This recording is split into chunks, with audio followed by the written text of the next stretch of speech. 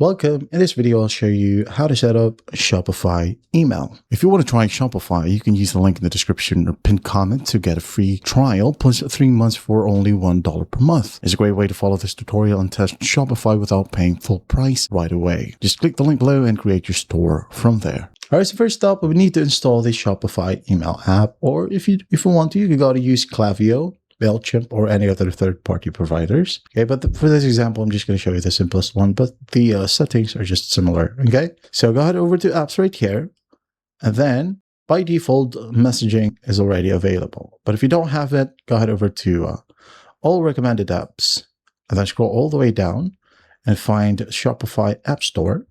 And then we are going to find or use the search bar and type down Shopify SMS or Shopify email. Okay, basically Shopify messaging right here. Just click on it and then just click on install.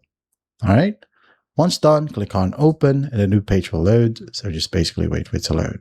And as you can see here in the left panel, we now have messaging under apps. So you could basically create a campaign right here right away. But first up, we would need to authenticate our sender domain. This is crucial for spam protection. So to do that, go ahead over to settings right here. And then go ahead and go to notifications in the left panel. Okay, so just click on it. And as you can see here, it says public domains like Gmail don't support custom sending. So customers will see your email as store plus your number at shopifyemail.com. For better brand recognition, you can create a new one right here. Okay, so when you go ahead and click on create a new one, Shopify will then give you a CNAME. Just basically log into the company where you bought your website domain, for example, GoDaddy or Namecheap, and then add the CNAME records to your DNS. All right. So once that's done, we would need to enable marketing consent at checkout. So to do that, just go ahead over to the left panel, click on checkout right here under settings, and then scroll all the way down. You'll find marketing opt-in. So when do you want the consent to pop out? So let's say, for example, under email right here, we have checkout only or sign in only.